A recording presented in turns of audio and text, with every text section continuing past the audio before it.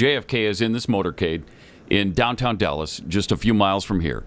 And they are coming toward the supposed shooter, Lee Harvey Oswald's position, right? So it's driving down the street, and then the street curves around and kind of does a U-turn. And supposedly Lee Harvey Oswald doesn't shoot him as he's approaching. Right. He waits till the car turns around and is headed the other way to shoot them. And the theory on that is because that was the triangulated location where the other sniper teams were apparently waiting for him. And that's why none of this makes sense, because the single shooter couldn't have done what they say he did, right? Maybe we start with the what shot killed JFK? How many shots were there? And how many witnesses said they heard, what, multiple shots? Well, look, ear witnesses in a shooting are difficult, so I'll go with even the Warren Commission apologists on that one, where you can say that witnesses could have heard a variety of things. Could have been echoes. Based on that, based on their lack of experience. Although guys like Charles Brehm, who had been in combat, knew exactly what a bullet sounded like. And he was one of the witnesses? Exactly. Yeah.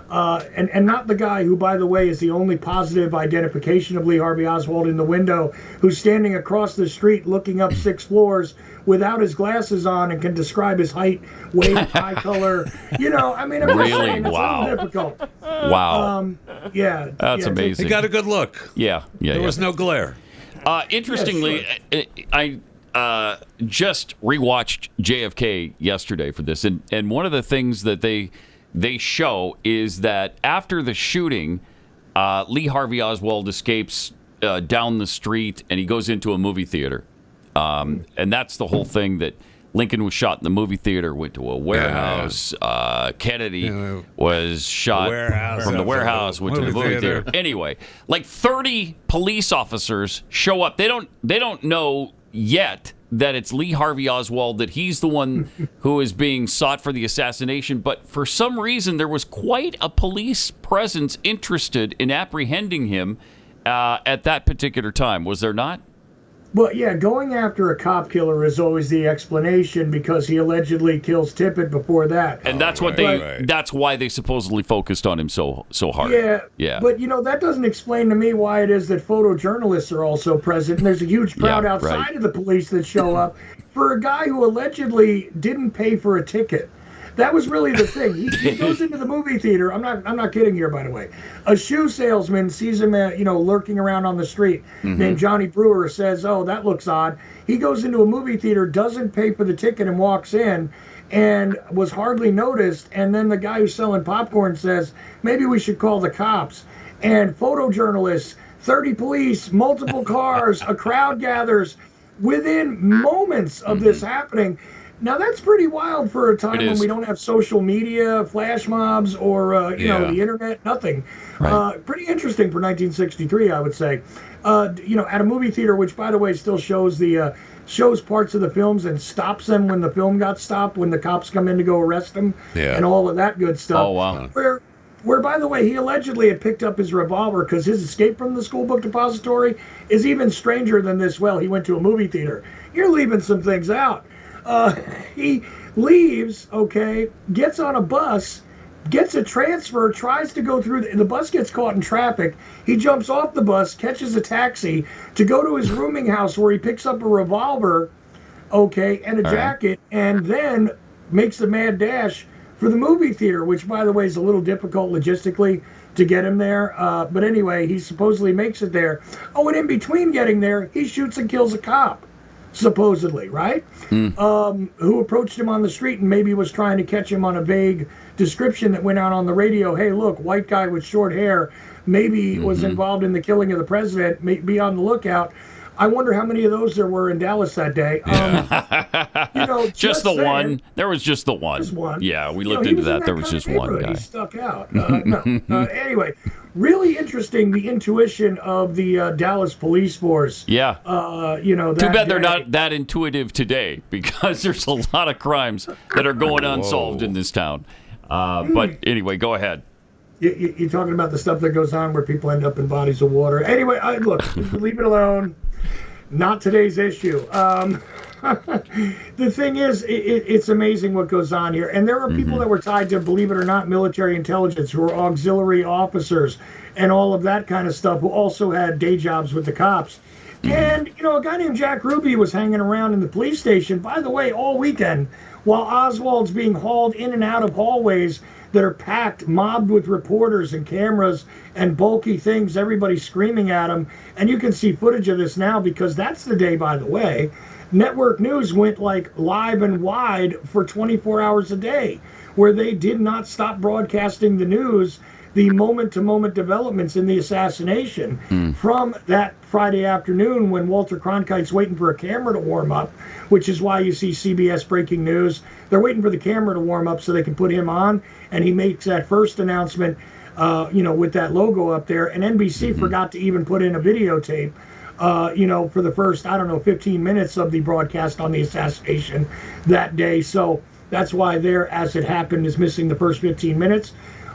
Interesting how the news went live and all of the conflicting reports that occurred there. Some fascinating information is developed moment to moment. A lot of falsehoods are found out. Oh, by the way, when I brought up that thing that he did in New Orleans where he was handing out the Fair Play for Cuba Committee literature? Well, it just so happens that WDSU-TV and some guy who also happened to be CIA funded was out there, for patriotism as an anti-communist, had to interview him for some obscure radio show. That stuff traveled around the country and was being used in the news coverage almost immediately. Again, amazing for an age when we don't have the ability to share content on YouTube and whatnot, huh? Yeah, absolutely. Just saying. Am I right, Chuck, in believing that the kill shot came from the front? Okay. Depends on who you talk to. I would agree with you. And a forensic, examiner named Sherry Feaster, who wrote a book called Enemy of the Truth. And by the way, that's important because Oswald was behind him. He waited for the car to go around the bend. Right. Yeah. Hey, all right, go ahead. You only stole part of my punchline. But the thing is, always and all along, 2 shots landed because, by the way, the third shot, which caused them to have to invent the magic bullet, wounds a guy named James Tegg, who's standing under a railroad bridge, and they had to account for that shot as well when they only stated that there were 3 shots, considering there were only 3 shells found allegedly on the 6th floor of the schoolbook depository building. But pay no attention to the witnesses that saw other things strike things like the grass on the other side of the street, or the manhole cover, or et cetera, et cetera. And by the way, if you walk into Dealey Plaza, somebody will come by and tell you about it. All you got to do is wait there for about 5 minutes, and someone will show up to do it. They'll tell you about the other bullets. They'll tell you about the other shooters. They'll tell you about the acoustic evidence. Oh, by the way, that's something else that was developed in the 1970s off of the Dictabelt recording of the police broadcasts from that day, which has now been disputed by different experts, et cetera, et cetera. Yeah. But again, I would look for a guy named Dr. Thomas to see how he explains the order and the data there. But over and over again, we've had investigations. And here's the fascinating part about this overall, to put it in a real serious nutshell, if you think about it.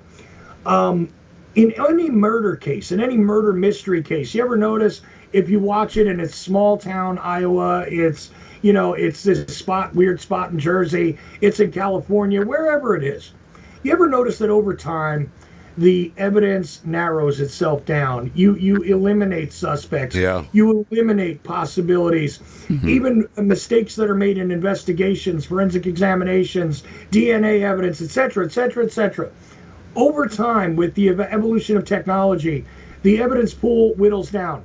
It narrows as far as your pool of suspects. You get to a conclusion eventually, in some cases where, okay, finally we've got it. We might not be able to bring it to court, but we basically got the idea of what happened here 20 years later, 30 years later. Yeah, all the other stuff surrounding it goes away.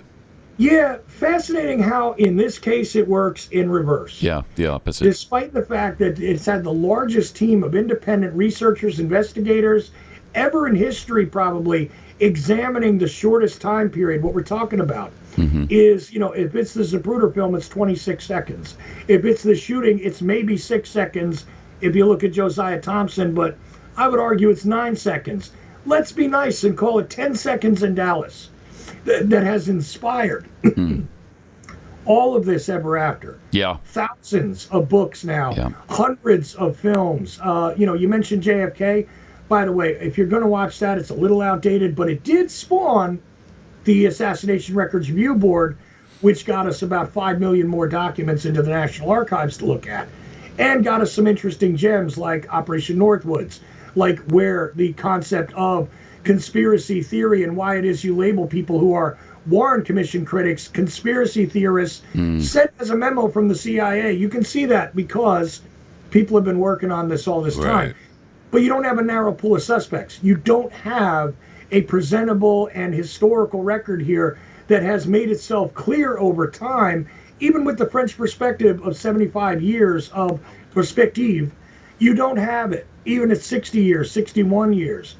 But we're going to keep going no matter what, those of us that are still dedicated to it, and even suing the Biden administration right now. Yeah. The Mary Farrell Foundation is doing that. Why? Oh, by the way, here's a one side or the other, it doesn't really matter argument, just for you real quick. 2017, after 25 years of waiting from the Assassination Records Review Board, concluding its business, Donald Trump is supposed to dump all the documents. He doesn't. Biden doesn't either.